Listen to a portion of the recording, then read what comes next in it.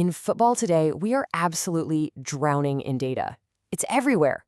But what if I told you we could build a simple dashboard with just 5 key numbers that could truly explain what's happening on the pitch? Well, in this explainer, that's exactly what we're going to do. We're going to build that tactical intelligence dashboard and find the stats that actually, truly matter. You know, every coach knows this feeling. After a match, you get this massive data report with hundreds of numbers. Yeah, it's precise, it's detailed, but it doesn't tell you what to do. See, the problem isn't a lack of data, it's a lack of priority. Coaches are drowning in information, but they're absolutely starved for real insight. And that's the billion-dollar question, isn't it? If you could only track a handful of metrics to really get a grip on your team's tactical performance, what would they be? What are the vital signs of your team's health on the field?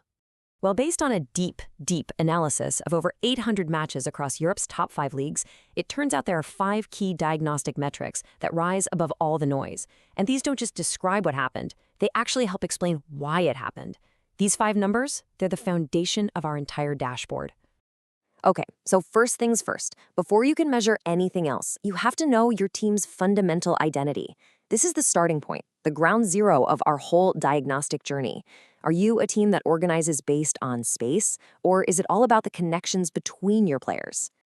So, our first metric is the Paradigm Composite Score, or PCS. Now, this is absolutely crucial. This is not a measure of good or bad. A negative score just means you're more on the positionist side, organizing around fixed spaces, while a positive score means you're more relationist, organizing around how players connect to each other. Knowing this number, it's like knowing your team's soul. And this slide just lays it out perfectly, right? You can see the 2 ends of the spectrum. On one side, you've got that highly structured positionist play. Think Barcelona. On the other, you've got the much more fluid relationist style of teams like Nantes. Your PCS score, it dictates pretty much everything, from how you run your training drills to the way you talk to your players. Okay, so you know your identity, you've planned your formation, but what really happens when that first whistle blows? Is the shape you drilled all week long the shape your team is actually playing in? And that leads us right to our second key metric. And this brings us to hybridization deviation, or HD. Basically, it measures the gap between the football you plan in training and the football your team actually plays. Now, a high HD isn't always bad, not if you plan for it. But an unplanned high HD, that's a huge red flag. It tells you your training just isn't translating to match day. Let's just look at the range here to get a real feel for this. You've got these hyper-disciplined teams like Chelsea, where players drift just a bit over 13 meters from their spot. But then you have teams like Freiburg way over on the other end, drifting almost 29 meters. The critical question for you as a coach is, does your team's number match what you intended? You know, every coach wants to give their players the absolute perfect game plan. But here's the thing, there is a limit to how much information a player can actually process when they're under pressure. And this brings us to a really dangerous place, cognitive overload. So, meet your third metric, Codebook Cognitive Load, or CCL. Just think of it as the mental weight of your game plan.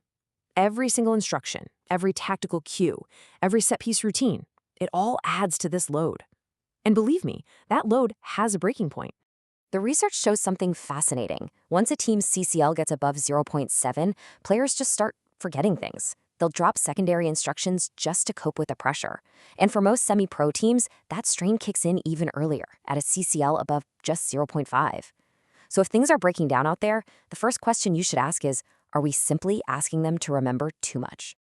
And this is the perfect follow-up, right? You've measured the load of your instructions, the CCL, but are they actually being executed when it matters? This brings us to our next metric, and it is a big one. This one is called the Communication Implementation Rate, or CIR.